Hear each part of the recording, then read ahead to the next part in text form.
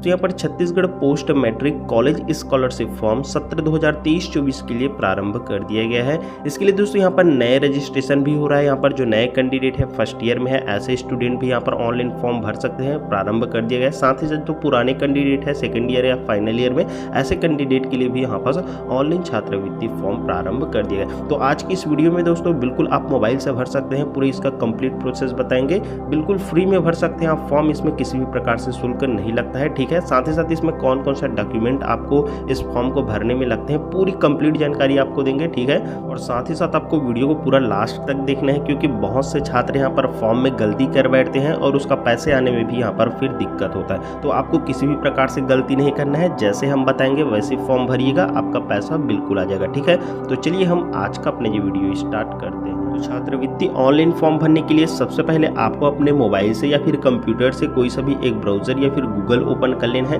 फिर search bar में आपको सीजी पोस्ट मैट्रिक स्कॉलरशिप 2023 जैसे हम सर्च किए हैं सेम इसी प्रकार से आपको सर्च कर लेना है।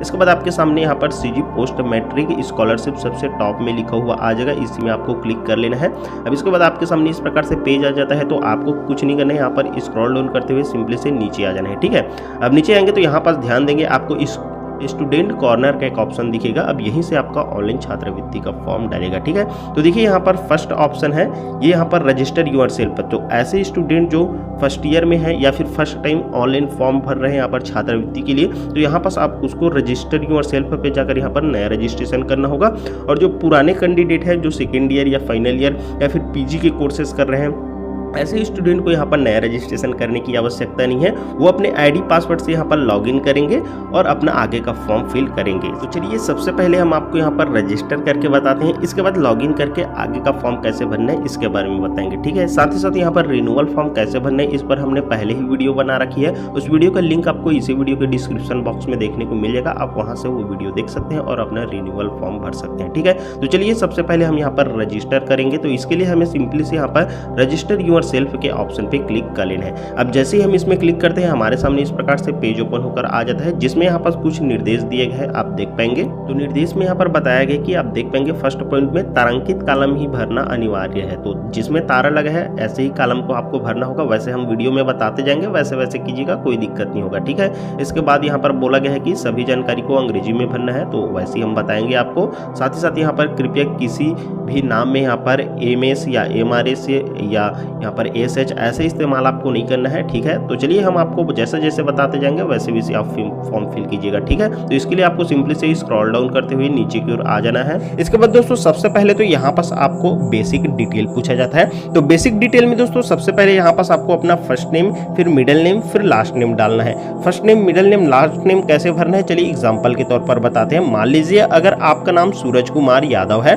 तो सूरज आपका फर्स्ट में आएगा, कुमार आपके यहाँ पर मिडिल में आएगा और यादव आपका लास्ट नेम में आ जाएगा। लेकिन दोस्तों अगर आपके मार्कशीट में ओनली यहाँ पर फर्स्ट नेम ही है यहाँ पर, तो दोस्तों आपको फर्स्ट नेम बस डालना है, क्योंकि दोस्तों इसी बस में यहाँ पर तारांकित है, आप देख पाएंगे स्टार मार्क लगा है, ये दोनों में नहीं लगा है, तो ये दोनों आप छोड़ सकते हैं। इसके बाद दोस्तों यहाँ पास कंफर्म, यहाँ पर कंफर्म नेम पूछा जाता है, तो इसमें भी दोस्तों सेम उसी प्रकार से आपको नाम और मिडिल नेम और यहाँ पर लास्ट नेम भी डाल देना है। इसके बाद दोस्तों यहाँ पास पूछा जाता है आर यू अर्फन, क्या आप अनाथ है, तो यहाँ पास यस नो आप सिलेक्ट कर सकते हैं। इसके बाद दोस्तों यहाँ पास फादर नेम या हस्बैंड नेम या गार्डियन नेम पूछा जाता है। तो दोस्तों अगर आप मान लीजिए अगर आप एक शादीशुदा फीमेल है, तो उस स्थिति में आप यहाँ पास अपने हस्बैंड का नेम डाल सकते हैं, अन्यथा यहाँ पास फादर नेम या गार्डियन नेम का ऑप्शन दिया गया है। इसके बाद यहाँ पास आपको अपने मदर नेम डाल देना है। इसके बाद यहाँ पर कंफर्म आर यू अर्फन, तो यहाँ पर कंफर्म पूछा जाता है। फिर से यहाँ पर क्या आप अनाथ है, तो यहाँ पर सेम उसी को डालना है और यहाँ पर फिर से आपको अपना फादर नेम या हस्बैंड नेम को डाल देना है और सेम उसी प्रकार से फिर से यहाँ पर दोबारा आपको अपने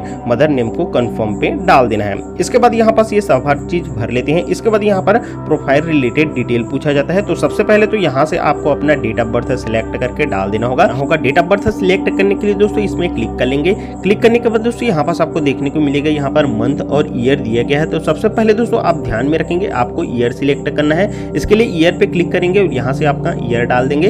इसके बाद दोस्तों यहाँ से आपको मंथ सिलेक्ट कर लेना है। मंथ सिलेक्ट करने के बाद दोस्तों यहाँ पास आपको देखने को मिलेगा डे दिया गया है, तो यहाँ से दोस्तों आपको डे पे क्लिक कर लेना है। इसके बाद दोस्तों कुछ इस प्रकार से सिलेक्ट होकर आपका डेट ऑफ बर्थ आ जाता है। इसके बाद यहाँ पास कैटेगरी पूछा जाता है, तो यहाँ से आपको कैटेगरी SC ST OBC जो भी है वो सिलेक्ट कर लेना होगा। इसके बाद यहाँ पर जेंडर के बारे में पूछा जाता है, तो यहाँ से आपको अपना जेंडर मेल या फीमेल जो भी है वो यहाँ से सिलेक्ट कर लेना होगा। इसके बाद यहाँ पास कंफर्म डेट ऑफ बर्थ पे आपको फिर से अपना डेट ऑफ बर्थ सिलेक्ट कर लेना है, और यहाँ पर कंफर्म कैटेगरी और कंफर्म जेंडर पे फिर से यहाँ पर दोबारा आपको अपना कैटेगरी और जेंडर यहाँ पर दोबारा सिलेक्ट कर लेना है। इस प्रकार से सिलेक्ट कर लेते हैं। इसके बाद यहाँ से आपको अपना पर्सनल डिटेल डालना होगा। पर्सनल डिटेल में सबसे पहले तो यहाँ पास आपको अपने 12 डिजिट का जो आधार नंबर है वो यहाँ पर डाल देंगे। इसके बाद यहाँ पास आपका 10 डिजिट का जो मोबाइल नंबर है उसे आपको यहाँ पर डाल देना होगा। इसके बाद ये सारा चीज डाल लेते हैं। फिर यहाँ पास आपको पूछा जाता है फिर से आपके ईमेल आईडी के बारे में, तो यहाँ पास आपको अपना ईमेल आईडी डाल देना है। ध्यान में रखेंगे अपना ही ईमेल आईडी डालेंगे, क्योंकि यहाँ पास अगर आप पासवर्ड भूल जाते हैं तो यहाँ पर लॉगिन करेंगे तो यहाँ पास आपके ईमेल आईडी में ही यहाँ पास पासवर्ड भेजा जाता है, तो आपको अपना ही ईमेल आईडी डालना है, ये आप ध्यान में रखेंगे। इसके बाद यहाँ पर कंफर्म आधार नंबर पे फिर से आपका आधार नंबर डाल देना है, और यहाँ पास फिर से दोबारा अपना मोबाइल नंबर डाल देना है, और यहाँ पास फिर से दोबारा आपको अपना ईमेल आईडी डाल देना है। इसके बाद यहाँ पास अलाउ पूछा जाता है, तो यहाँ पास आपको अलाउ कर देना है, और ध्यान में रखेंगे ये सभी डिटेल आपको अपने आधार कार्ड के अनुसार ही डालना होगा। जिस प्रकार से आपके आधार कार्ड में नेम है उसी प्रकार से। इसके बाद यहाँ पास पूछा जाता है आपके परमानेंट एड्रेस के बारे में, तो यहाँ पास होम एड्रेस पे आपको अपने गांव का नेम डाल देना है, पोस्ट का नेम डाल देना है, तो यहाँ पास आप वो डाल लेंगे। इसके बाद यहाँ पास पिन कोड डाल देना है अपने एरिया का जो भी पिन कोड है। इसके बाद दोस्तों यहाँ से आपको अपना पोस्ट ऑफिस सेलेक्ट कर लेना है, जो भी अपना पोस्ट ऑफिस है वो यहाँ से आप फाइंड कर लेंगे। इसके बाद दोस्तों यहाँ पास आपको अपना विलेज अपने गांव का नेम यहाँ से आपको सेलेक्ट कर लेना है। इसके बाद दोस्तों यहाँ पर कंफर्म होम एड्रेस में फिर से आपको अपने यहाँ पर गाँव का नेम और जो पोस्ट ऑफिस है वो सारा चीज डाल देना है। इसके बाद यहाँ पर कंफर्म पिन कोड में यहाँ पर फिर से अपना दोबारा जो एरिया का पिन कोड है उसे इंटर कर देना है। इसके बाद फिर से यहाँ पास आपको अपना पोस्ट ऑफिस दोबारा सिलेक्ट कर लेना है। इसके बाद यहाँ पर कंफर्म सिटी या विलेज में फिर से आपको अपने गांव का नेम डाल देना है। इसके बाद दोस्तों यहाँ पास आपसे आपका डिस्ट्रिक्ट पूछा जाता है, तो दोस्तों आप जिस भी डिस्ट्रिक्ट में आप आते हैं वो डिस्ट्रिक्ट आपको यहाँ से फाइंड कर लेना है और वो डिस्ट्रिक्ट यहाँ से सिलेक्ट कर लेना है। इसके बाद दोस्तों यहाँ से आपको अपना ब्लॉक, जिस भी ब्लॉक में आप आते हैं वो ब्लॉक आपको सिलेक्ट कर लेना है। इसके बाद दोस्तों यहाँ से अपना विधानसभा आपको सिलेक्ट कर लेना है। आप जिस भी विधानसभा में आते हैं वो विधानसभा आप चेकआउट कर लेंगे। इसके बाद दोस्तों फिर से यहाँ पास पूछा जाता है कंफर्म डिस्ट्रिक्ट, तो दोस्तों यहाँ से फिर से आपको अपने डिस्ट्रिक्ट यहाँ पर कंफर्म पे फिर से एक बार सिलेक्ट कर लेना है। इसके बाद दोस्तों कंफर्म ब्लॉक में फिर से यहाँ से आपको अपना ब्लॉक नेम सिलेक्ट कर लेना है। इसके बाद दोस्तों यहाँ से फिर से आपको अपना विधानसभा सिलेक्ट कर लेना है। इसके बाद दोस्तों ये सारा चीज आप सिलेक्ट कर लेते हैं। फिर दोस्तों यहाँ पास ऑप्शन आ जाता है क्रिएट योर लॉगिन पासवर्ड का, तो यहाँ से दोस्तों अब आपको एक पासवर्ड बनाना है। पासवर्ड किस प्रकार से बनाना है उसका यहाँ पर देख पाएंगे जानकारी दी गई है। तो दोस्तों पासवर्ड आपको किस प्रकार से बनाना है इसका एग्जांपल आपको स्क्रीन में शो हो रहा होगा। इसी प्रकार से दोस्तों आपको अपना एक पासवर्ड बना लेना है। तो चलिए हम यहाँ पास पासवर्ड बना लेते हैं। ध्यान रखेंगे पासवर्ड बनाएंगे तो सेम पासवर्ड यहाँ पास डाल देना है, सेम पासवर्ड यहाँ पास आपको 2 बार इंटर करना है। तो चलिए हम फटाफट से अपना पासवर्ड यहाँ पर इंटर करके फिल करते हैं। तो कुछ इस प्रकार से दोस्तों यहाँ पास आप अपना एक पासवर्ड बना लेते हैं। इसके बाद दोस्तों आपको एक बार अच्छे से फिर से चेक कर लेना है आपने जितनी भी डिटेल डाली है वो सब सही है कि नहीं। इसके बाद दोस्तों सारा डिटेल आपका सही रहता है तो यहाँ पास नीचे में आपको सेव एंड रजिस्टर का ऑप्शन देखने को मिल जाएगा। सिंपली से दोस्तों इसमें आपको क्लिक कर लेना है। इसके बाद दोस्तों आपके सामने इस प्रकार से पॉपअप आ जाता है जिसमें दोस्तों यहाँ पास आपको देखने को मिलेगा रजिस्टर्ड सक्सेसफुली, आपका रजिस्ट्रेशन यहाँ पर सक्सेसफुल हो जाता है। और यहाँ पास दोस्तों आपको आपका यूजर आईडी भी देखने को मिल जाएगा। अब दोस्तों इसी यूजर आईडी और पासवर्ड से आपको लॉगिन करना होगा। लॉगिन करने के लिए दोस्तों सिंपली से आपको यहाँ पर जो ओके का ऑप्शन दिखाई दे रहा है इसी में आपको क्लिक कर लेना होगा। अब इसके बाद दोस्तों यहाँ पास ऊपर में आपको एक लोगो देखने को मिल जाएगा, तो इस लोगो पे आपको क्या करना है क्लिक कर लेना है लॉगिन करने के लिए। इसके बाद यहाँ पास आपको देखने को मिलेगा यहाँ पास एक लॉगिन का ऑप्शन आ जाता है, ठीक है। तो इसी लॉगिन के ऑप्शन पे आपको क्लिक कर लेना है। अब जैसे ही आप लॉगिन के ऑप्शन पे क्लिक करते हैं इसके बाद आपके सामने इस प्रकार से यहाँ पर इंटर यूजर आईडी और इंटर पासवर्ड का ऑप्शन आ जाता है। तो यहाँ पास अभी आपको जो यूजर आईडी प्राप्त हुआ है उस यूजर आईडी को इस वाले बॉक्स में डाल देना है और जो पासवर्ड अभी आपने बनाया है उस पासवर्ड को यहाँ पास डाल देना है और ये जो कैप्चा कोड दिखाई दे रहा है इस कैप्चा कोड को आपको इस वाले बॉक्स में डाल देना है। इसके बाद आपको लॉगिन कर लेना है। चलिए हम फटाफट से पहले डाल लेते हैं। तो इस प्रकार से दोस्तों यहाँ पास आप अपना ये यूजर आईडी पासवर्ड और ये कैप्चा कोड डाल लेते हैं। इसके बाद दोस्तों सिंपली से अब आपको यहाँ पास लॉगिन के ऑप्शन पे क्लिक कर लेना है। अब जैसे ही दोस्तों आप यहाँ पास लॉगिन पे क्लिक करेंगे इस प्रकार से आपके सामने डैशबोर्ड ओपन होकर आ जाएगा जिसमें यहाँ पर कुछ नोट में दिया गया है, आप देख पाएंगे। इसमें बोला गया है कि कृपया सभी 7 चरणों को पूरा करें और अपने आवेदन को अंतिम रूप से लॉक करें, तभी वर्तमान शैक्षणिक पाठ्यक्रम और वर्ष के लिए आपका छात्रवृत्ति आवेदन स्वीकृत किया जाएगा। तो यहाँ पास ये सभी जो 7 चरण दिए गए, ये सभी 7 चरण हमें फिल करना है, ठीक है, तभी हमारा छात्रवृत्ति फॉर्म स्वीकृत किया जाएगा। तो हम पूरे 7 चरणों को आपको फिल करके बताएंगे, ठीक है। तो कंप्लीट देखिए वीडियो में, एक एक चीज आपको जानकारी दिया जाएगा। अब इसके लिए आप यहाँ पर सिंपली से स्क्रॉल डाउन करते हुए नीचे आ जाएंगे। अब यहाँ पास आपको देखने को मिलेगा आधार KYC स्टेटस। तो यहाँ पास आधार ऑथेंटिकेशन सक्सेसफुल ये होना चाहिए आपका, तभी आपका स्कॉलरशिप का पैसा आता है, ठीक है। अगर यहाँ पास आपका ऑथेंटिकेशन सक्सेसफुल नहीं है तो आपको ऑथेंटिकेशन सक्सेसफुल करना होगा पहले। तो ऑथेंटिकेशन सक्सेसफुल कैसे करना होता है, इस पर हमने पहले ही वीडियो बना रखी है, डिस्क्रिप्शन में उस वीडियो का लिंक भी दे दिया है, ठीक है, आप वहाँ से कर सकते हैं। लेकिन अगर यहाँ पास ऑथेंटिकेशन सक्सेसफुल है तो आपको कुछ नहीं करना होगा, सिंपली से, ठीक है। अब इसके बाद आपको क्या करना है, ऊपर आ जाना है। अब इसके बाद दोस्तों यहाँ पास आपको देखने को मिलेगा आपका फर्स्ट स्टेप कंप्लीट हो गया है, ठीक है। अब सेकंड स्टेप कंप्लीट करने के लिए सिंपली से आपको इसी सेकंड ऑप्शन पे क्लिक कर लेना है। अब इसके बाद दोस्तों आपके सामने इस प्रकार से यहाँ पर पेज ओपन होकर आ जाता है। तो सबसे फर्स्ट हमें दोस्तों यहाँ पास आपको स्क्रॉल डाउन करते हुए नीचे की ओर आ जाना है।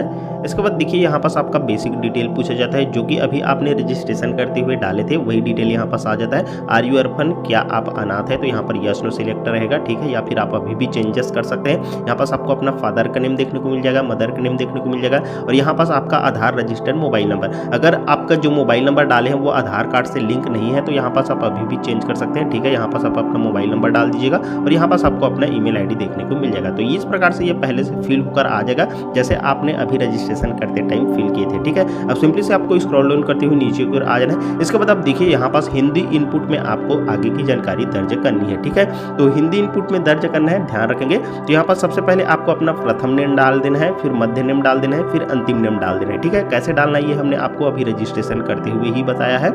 इसके बाद यहाँ पास अपने पिताजी का नाम, या आप अभिभावक, या फिर आपका शादी हो गया है तो आप अपने पति का नाम भी डाल सकते हैं, ठीक है। इसके बाद यहाँ पास आप अपने माता का पूरा नाम डाल सकते हैं, ठीक है। तो हिंदी में डालनी है आपको ये सभी जानकारी, ठीक है। हिंदी में कैसे डालना है देखिए हमने कुछ डालकर भी आपको बता दें। इसी प्रकार से आप अपने पिता का और माता की नाम भी डाल सकते हैं, ठीक है। अब इसके बाद आप डाल लेते हैं, फिर यहाँ पास अदर बेसिक डिटेल पूछा जाता है। तो देखिए अदर बेसिक डिटेल में यहाँ पर फादर ऑक्यूपेशन या गार्डियन ऑक्यूपेशन पूछा जाता है। तो आपके पिताजी क्या करते हैं, क्या गवर्नमेंट एम्प्लॉय है या प्राइवेट काम करते हैं या फिर फार्मर है, कृषक है। तो इस प्रकार से आप यहाँ पास जो है वो यहाँ पास अपने पिताजी का आप सिलेक्ट कर लेंगे, ठीक है। इसी प्रकार से आपके माताजी क्या करती है वो भी यहाँ से सिलेक्ट कर लेंगे। इसके बाद यहाँ पर रिलीजियन पूछा जाता है, तो यहाँ से आप सिलेक्ट करेंगे हिंदू, मुस्लिम, सिख, ईसाई, फारसी, क्या है जो भी है वो यहाँ से सिलेक्ट कर लेंगे। इसके बाद अब यहाँ पास हाउस होल्ड कैटेगरी पूछा जाता है, तो आपका नाम यहाँ पर BPL कार्ड में है या फिर APL कार्ड में है, वो यहाँ से आप सिलेक्ट कर लेंगे। ध्यान रखेंगे अगर आप यहाँ पास BPL सिलेक्ट करेंगे, BPL में आपका नाम है तो यहाँ पास आपको BPL का नंबर पूछेगा, और अगर APL सिलेक्ट करते हैं तो यहाँ पर कुछ भी नहीं पूछेगा, ठीक है। अब इसके बाद देखिए यहाँ पास दिव्यांगता पूछा जाता है, तो अगर आप दिव्यांग होंगे तो यस सिलेक्ट करेंगे, अन्यथा यहाँ पास आपको नो सिलेक्ट कर देना है, ठीक है। अब इसके बाद यहाँ पास कॉरेस्पॉन्डेंस एड्रेस पूछा जाता है, तो यहाँ पास आपको अपना कंप्लीट एड्रेस डाल देना है। तो एड्रेस में सबसे पहले यहाँ से आपको अपना डिस्ट्रिक्ट, जिस भी डिस्ट्रिक्ट में आप आते हैं वो डिस्ट्रिक्ट आपको यहाँ से सिलेक्ट कर लेना है, ठीक है। इसके बाद यहाँ से आपको अपना ब्लॉक सिलेक्ट कर लेना है। इसके बाद यहाँ से आप जिस भी विधानसभा में आते हैं वो विधानसभा सिलेक्ट कर लेना है। अब इसके बाद यहाँ पास आपको अपना कंप्लीट एड्रेस, एग्जाम्पल आपके विलेज का नाम या फिर पोस्ट का नाम, ये सारा चीज़ आप यहाँ पर दर्ज कर देंगे, ठीक है। इसके बाद यहाँ पास आपको अपना पिन कोड डाल देना है, एरिया का जो भी पिन कोड है उस पिन कोड को आपको यहाँ पर डाल देना है, ठीक है। अब इतना सब चीज़ डाल लेते हैं। इसके बाद देखिए यहाँ पास अपलोड स्टूडेंट फोटो, तो यहाँ पास आपको अपना एक फोटो अपलोड करना है, ठीक है, स्टूडेंट का। तो यहाँ पास आपको क्या करना है, इसके लिए अपलोड करने के लिए सिंपली से यहाँ पर चूज फाइल पे आपको क्लिक कर लेना है। इसके बाद आपके सामने इस प्रकार से आपके मोबाइल का मीडिया फोल्डर ओपन होकर आ जाएगा। तो जिस भी फोल्डर में आपने अपना फोटो रखा है उस फोल्डर में आपको चले जाना है और यहाँ से आपको अपना फोटो सिलेक्ट कर लेना है। तो इस प्रकार से यहाँ पास आप अपना फोटो सिलेक्ट करते हैं तो यहाँ पास आपका फोटो अपलोड होकर आ जाता है, ठीक है। और फोटो का साइज ध्यान रखेंगे आपका मैक्सिमम 50 KB होना चाहिए, तब ये अपलोड होगा। अगर इससे ज़्यादा होगा तो यहाँ पास ये अपलोड नहीं होगा, ध्यान रखेंगे। फोटो का साइज कैसे बनाना होता है, कम कैसे करना होता है, इस पर हमने ऑलरेडी वीडियो बना रखी है, डिस्क्रिप्शन में उसका लिंक भी हम आपको दे देंगे, ठीक है। वो वीडियो देखकर आप अपने फोटो का साइज भी यहाँ पर कम कर सकते हैं। अब फोटो यहाँ पास आप अपलोड कर लेते हैं। इसके बाद देखिए यहाँ पास हाई स्कूल 10th की जानकारी पूछी जाती है। तो 10th का सबसे पहले तो यहाँ पास आपको अपना रोल नंबर डाल देना है, फिर कंफर्म रोल नंबर पे फिर से दोबारा आपको अपने 10th का नंबर डाल देना है। इसके बाद यहाँ पर पासिंग ईयर पूछा जाता है, तो 10th आपने किस ईयर में पास की है, फॉर एग्जांपल आपने 2016, 17, 18, 19, 20 किस ईयर में पास किया उस ईयर को आपको यहाँ पर डाल देना है, ठीक है। आप अपने मार्कशीट में देखकर डालेंगे, गलत आपको नहीं डालना है। इसके बाद यहाँ पास आपका बोर्ड नेम पूछा जाता है, तो यहाँ पर सिलेक्ट करेंगे। इसके बाद यहाँ पर Chhattisgarh board of secondary education, यहाँ पर CG बोर्ड से है, CGBSE है, तो यहाँ पास क्लिक करेंगे। CBSE वाले इसमें क्लिक करेंगे।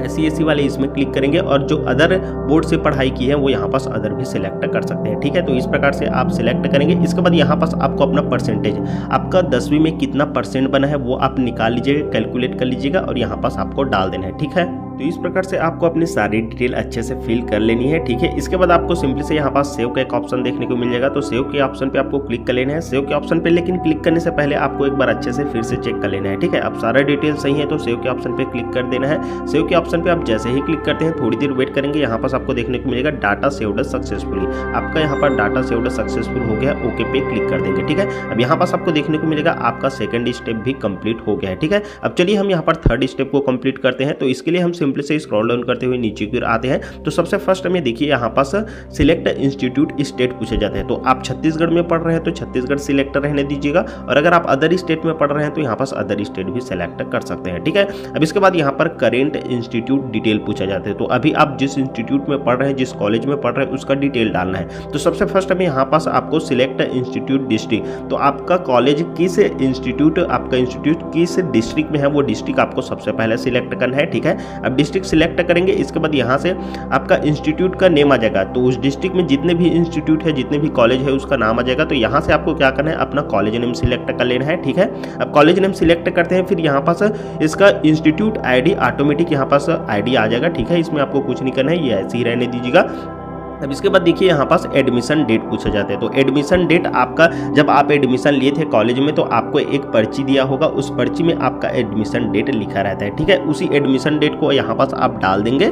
इसके बाद यहाँ पास इनरोलमेंट नंबर पूछा जाता है। तो देखिए ये इनरोलमेंट नंबर और इनरोलमेंट डेट यहाँ पास ये डालना जरूरी नहीं है, लेकिन अगर आपके पास है तो आप डाल भी सकते हैं। ठीक है, नहीं तो आप इसे खाली भी छोड़ सकते हैं, कोई भी दिक्कत नहीं होगा। ठीक है, अब इसके बाद आपको सिंपली से आगे बढ़ जाना है। अब इसके बाद यहाँ पास आप देखेंगे करेंट कोर्स डिटेल पूछा जाता है। तो अभी आप जो कोर्स कर रहे हैं उसका डिटेल अब आपको फिल करना है। ठीक है, तो सबसे फर्स्ट में यहाँ पास पूछा जाता है सिलेक्ट एडमिशन टाइप। तो आपका एडमिशन यहाँ पर मेरिट बेस से हुआ है, या फिर मैनेजमेंट कोटा के अंतर्गत, या फिर NRI के अंतर्गत हुआ है, या फिर स्पॉट एडमिशन हुआ है। ठीक है, तो जिसके अंतर्गत हुआ है वो आपको सिलेक्ट करना है। अधिकतर यहाँ पर स्टूडेंट का मेरिट बेस में यहाँ पर एडमिशन हुआ रहता है, तो यहाँ पास हम मेरिट बेस सिलेक्ट कर लेते हैं। ठीक है, अब इसके बाद यहाँ पास स्टडी मोड पूछा जाता है। तो यहाँ पास आप रेगुलर कोर्स वाले हैं, या फिर डिस्टेंस कोर्स वाले हैं, या फिर पार्ट टाइम कर रहे हैं, तो यहाँ पास आपको वो सिलेक्ट कर लेना है। ठीक है, अब इसके बाद यहाँ पास सिलेक्ट कोर्स पूछा जाता है। तो आप कौन सा कोर्स कर रहे हैं वो यहाँ से आपको सिलेक्ट कर लेना है, जैसे BA, BCom, BSc, MA, MSc, यहाँ से आप जो भी कोर्स कर रहे हैं वो कोर्स आपको यहाँ से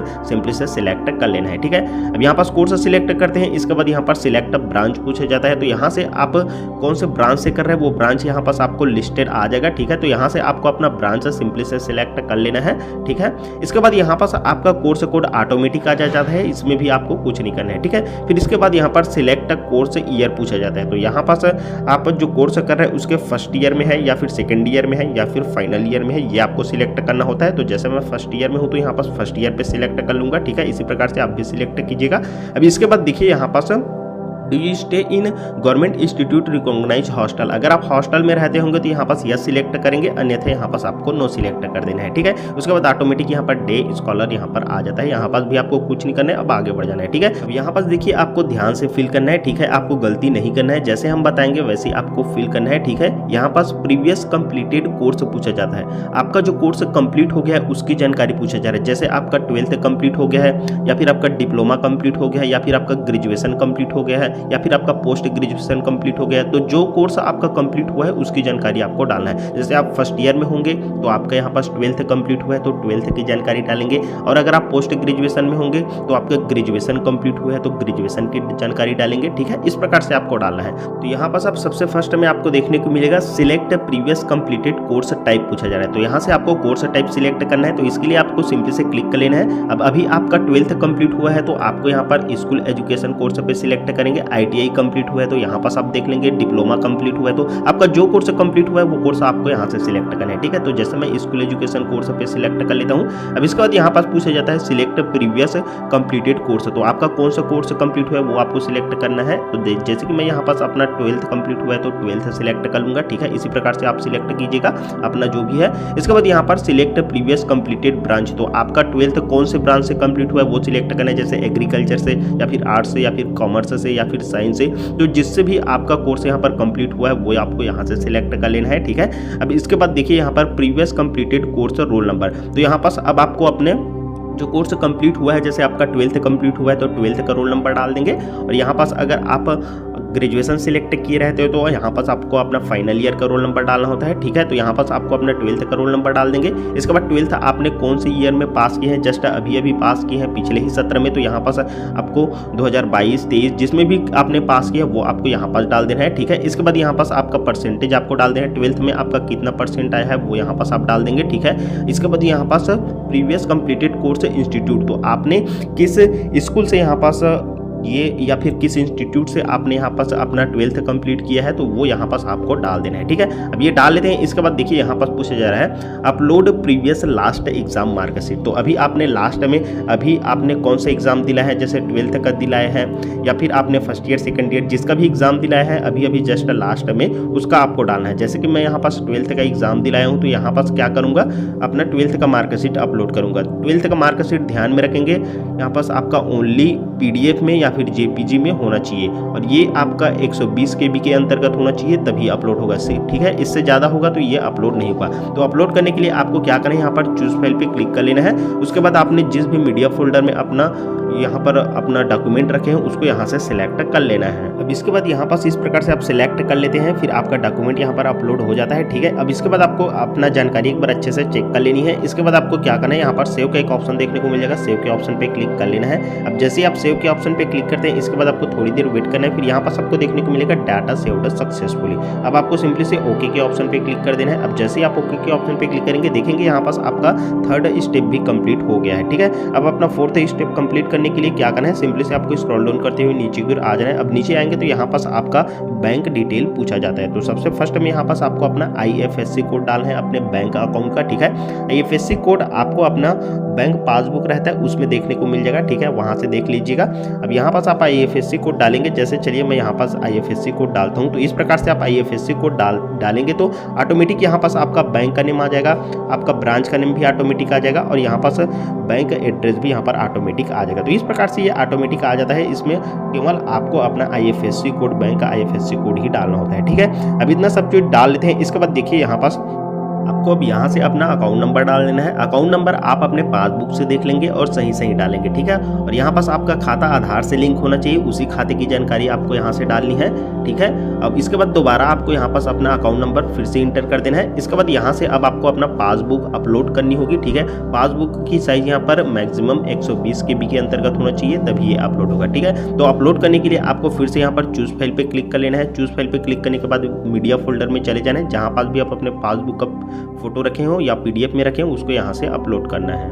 अब इसके बाद यहाँ पास आपको देखने को मिलेगा आपका बैंक पासबुक भी अपलोड हो जाता है, ठीक है। अब इसके बाद यहाँ पर सिलेक्ट आधार सीडेड यहाँ पर बैंक पूछा जा रहा है, तो जो बैंक आपका आधार से लिंक है उसी की जानकारी देनी है। तो यहाँ पास आपको अपना बैंक सिलेक्ट कर लेना है, ठीक है। इसके बाद यहाँ पास आपको एक्सेप्ट पे यहाँ पर मैं सत्यापित करता हूँ पे क्लिक कर लेना है, जिसमें यहाँ पर मेरा बैंक अकाउंट यहाँ पर सक्रिय है, आपका बैंक खाता चालू होना चाहिए, साथ ही साथ यहाँ पर बैंक खाता आपका आधार से भी लिंक होना चाहिए, ठीक है, ताकि आपके पैसे आने में कोई भी दिक्कत ना हो। तो ये सब आप ध्यान में रखेंगे, आपका बैंक चालू होना चाहिए खाता और साथ ही साथ आपका आधार लिंक भी होना चाहिए। अब सारा डिटेल आप यहाँ पास फिल कर लेते हैं। इसके बाद आपको क्या करना है, यहाँ पर सेव के ऑप्शन पे आपको सिंपली से क्लिक कर लेना है। अब जैसे ही आप सेव के ऑप्शन पे क्लिक करते हैं थोड़ी देर वेट करना है, फिर देखेंगे यहाँ पर डाटा सेव्ड सक्सेसफुली। अब आपको ओके के ऑप्शन पे सिंपली से क्लिक कर लेना है। अब इसके बाद अब यहाँ पास देखेंगे आपका 4th स्टेप भी कंप्लीट हो गया, ठीक है। अब हम क्या यहाँ पास 5th स्टेप कंप्लीट करना है अपना, तो इसमें यहाँ पास आपको कास्ट सर्टिफिकेट और जो डोमिसाइल सर्टिफिकेट है उसकी जानकारी देनी होती है। तो सबसे पहले यहाँ पास आपको अपना कास्ट सर्टिफिकेट मतलब कि आपके जाति प्रमाण पत्र की जानकारी देनी होती है। तो यहाँ पास लिखा है कि is your caste certificate generated online. अगर आपका कास्ट सर्टिफिकेट यहाँ पर ऑनलाइन जनरेट हुआ है तो सिंपली से यहाँ पास यस पे क्लिक कर देना है, ठीक है। इसके बाद अब यहाँ पास आपका कास्ट सर्टिफिकेट का एप्लीकेशन रेफरेंस नंबर पूछा जा रहा है। तो ये रेफरेंस नंबर आपका कास्ट सर्टिफिकेट में जाति प्रमाण पत्र में ऊपर में दिया रहता है, आप देख लेंगे, ठीक है। उसके बाद यहाँ पास आपको अपना कास्ट सर्टिफिकेट का रेफरेंस नंबर डाल देना है। लेकिन अगर आपका कास्ट सर्टिफिकेट ऑनलाइन नहीं बना है तो यहाँ पास आप नो भी सिलेक्ट कर सकते हैं, ठीक है। चलिए हम फटाफट से यहाँ पास अपना रेफरेंस नंबर डाल लेते हैं। तो इस प्रकार से आप यहाँ पास अपने कास्ट सर्टिफिकेट का रेफरेंस नंबर डाल लेते हैं। इसके बाद आपको क्या करना है, गेट ऑनलाइन सर्टिफिकेट के ऑप्शन पे सिंपली से आपको क्लिक कर लेना है। ठीक है, अब जैसे ही आप इसमें क्लिक करते हैं थोड़ी देर आपको वेट कर लेना है। ठीक है, इसके बाद यहाँ पास आपका कास्ट सर्टिफिकेट की जानकारी आ जाती है। ठीक है, जिसमें आपके कास्ट सर्टिफिकेट की सारी जानकारी देखने को मिल जाएगी। अब आपको क्या करना है, यहाँ पर आई एक्सेप्ट पे सिंपली से आपको क्लिक कर देना है। इसके बाद यहाँ पास आपको सेव एंड अपलोड के ऑप्शन पे सिंपली से क्लिक कर लेना है। अब जैसे ही आप यहाँ पर सेव एंड अपलोड के ऑप्शन पे क्लिक करेंगे, देखेंगे यहाँ पर सक्सेस डाटा, तो सिंपली से आपको ओके पे क्लिक कर लेना है। ठीक है, अब यहाँ पास जैसे ही आप ओके पे क्लिक करते हैं, यहाँ पास आपका अपलोड होकर आ जाता है आपका कास्ट सर्टिफिकेट। अब सेम इसी प्रकार से आपको अपना जो डोमेस्टियल सर्टिफिकेट निवास प्रमाण पत्र है उसे भी अपलोड करना है। तो यहाँ पास आपका निवास प्रमाण पत्र अगर ऑनलाइन बना है तो यस पे क्लिक करेंगे, ऑफलाइन वाले नो पे क्लिक कर सकते हैं। ठीक है, इसके बाद अब यहाँ पास आपको अपना कास्ट सर्टिफिकेट का रेफरेंस नंबर देख लेंगे, यहाँ पास आपके डोमेस्टियल सर्टिफिकेट का नंबर आपको डालना है। ठीक है, तो देख लेंगे और सेम यहाँ पास डाल देंगे। ठीक है, तो इस प्रकार से यहाँ पास रेफरेंस नंबर डालने के बाद सिंपली से आपको अब गेट ऑनलाइन सर्टिफिकेट के ऑप्शन पे क्लिक कर लेना है। ठीक है, इसके बाद आपको थोड़ी देर फिर से वेट कर लेना है। फिर यहाँ पास आपका जो डोमेस्टियल सर्टिफिकेट है उसकी जानकारी ओपन होकर आ जाती है। अब यहाँ पास आपको क्या करना है, आई एक्सेप्ट पे सिंपली से क्लिक कर लेना है। इसमें क्लिक करने के बाद आपको यहाँ पर सेव एंड अपलोड के ऑप्शन पे क्लिक कर देना है। अब जैसे ही आप इसमें क्लिक करते हैं, देखेंगे यहाँ पर डाटा सेव्ड सक्सेसफुली। अब आपको सिंपली से ओके पे क्लिक कर देना है। अब इसके बाद यहाँ पास आप देखेंगे हमारा 5th स्टेप भी कंप्लीट हो गया है। ठीक है, अब हमको क्या करना है, यहाँ पर 6th स्टेप को कंप्लीट करना है। ठीक है, तो 6th स्टेप में आपको अपने इनकम सर्टिफिकेट आय प्रमाण पत्र की जानकारी फिल करनी होती है। ठीक है, तो सबसे फर्स्ट में यहाँ पास एनुअल इनकम पूछा जा रहा है। तो एनुअल इनकम आपका वार्षिक आय प्रमाण पत्र में देख लेंगे, उसमें लिखा रहता है 50,000 या 60,000 या 1 लाख, जितना भी लिखा रहता है सेम उसी को देख कर सेम टू सेम आपको डाल देना है। ठीक है, फिर दोबारा यहाँ पास आपको अपना एनुअल इनकम को दोबारा डाल देना है। ठीक है, इसके बाद सेम उसी प्रकार से यहाँ पर अगर आपका सर्टिफिकेट ऑनलाइन बना है तो यहाँ पर सिंपली से आपको यस पे क्लिक कर देना है। ठीक है, अब यस पे क्लिक करेंगे, इसके बाद यहाँ पास आपको अपना जो इनकम सर्टिफिकेट है, आय प्रमाण पत्र है, उसका रेफरेंस नंबर देख लेंगे, ऊपर में रहता है। ठीक है, अब यहाँ पास आपको रेफरेंस नंबर डाल देना है। तो इस प्रकार से आप यहाँ पास रेफरेंस नंबर इंटर कर लेते हैं। इसके बाद सिंपली से आपको यहाँ पास गेट ऑनलाइन सर्टिफिकेट के ऑप्शन पे क्लिक कर लेना है। इसके बाद आपको थोड़ी देर वेट कर लेना है। ठीक है, इसके बाद यहाँ पास आपको देखने को मिलेगा आपका सर्टिफिकेट की यहाँ पास डिटेल ओपन होकर आ जाती है। अब आपको स्क्रॉल डाउन करते हुए नीचे आ जाना है। इसके बाद आपको क्या करना है, यहाँ पर आई एक्सेप्ट पे क्लिक कर लेना है। इसके बाद आपको सिंपली से यहाँ पर सेव के ऑप्शन पे क्लिक कर देना है। अब जैसे ही आप सेव के ऑप्शन पे क्लिक करते हैं, यहाँ पास आप देखेंगे डाटा सेव्ड सक्सेसफुल। अब आपको ओके के ऑप्शन पे क्लिक कर देना है। अब जैसे ही आप यहाँ पास ओके के ऑप्शन पे क्लिक करेंगे, देखेंगे हमारा 6वां स्टेप भी कंप्लीट हो गया। अब हम यहाँ पर लास्ट स्टेप जो लॉक एप्लीकेशन का आ जाता है। ठीक है, तो अब यहाँ पास लास्ट स्टेप में आप नीचे आएंगे तो देखने को मिलेगा यहाँ पर बेसिक डिटेल में अभी आपने जो 6 स्टेप में जितनी भी डिटेल भरे हैं वो सारा डिटेल आपको यहाँ पास देखने को मिल जाएगा। तो एक बार आप अच्छे से अपना ये सारा डिटेल चेक कर लेंगे। ठीक है, अगर इसमें कोई मिस्टेक रहता है तो आप ध्यान में रखेंगे, आपको फिर से यहाँ पर पिछला स्टेप में आप जाकर इसमें सुधार कर लेंगे। ठीक है, क्योंकि यहाँ पास जब आप एप्लीकेशन लॉक कर लेंगे, इसके बाद यहाँ पास आपका जो फॉर्म है उसमें आप सुधार नहीं कर पाएंगे। तो ध्यान में रखेंगे, आपको लॉक करने से पहले अच्छे से चेक कर लेना है। अब लॉक करने के लिए आपको क्या करना है, यहाँ पर आई एक्सेप्ट पे क्लिक कर लेना है। अब इसके बाद आपको आगे बढ़ जाना है। इसके बाद यहाँ पास आपको एप्लीकेशन लॉक करने के लिए देखने को मिल जाएगा click here to lock application का एक ऑप्शन। ठीक है, तो इसी में क्लिक करके आप अपना एप्लीकेशन लॉक कर सकते हैं। लेकिन अगर आपका एप्लीकेशन अभी लॉक नहीं होता है तो आपको घबराना नहीं है। ठीक है, अभी भी पोर्टल में यहाँ पर अपडेट का काम चल रहा है, तो जल्द ही इसमें सुधार होगा। उसके बाद यहाँ पास आप अपना यूजर आईडी पासवर्ड से लॉगिन करेंगे, डायरेक्ट यहाँ पर इसी स्टेप में आ जाएगा। 7वां स्टेप में आकर आप लॉक भी कर सकते हैं। तो लॉक करने के लिए आपके पास अभी समय है। ठीक है, आप लॉक बाद में भी कर सकते हैं अगर लॉक नहीं होता है तो।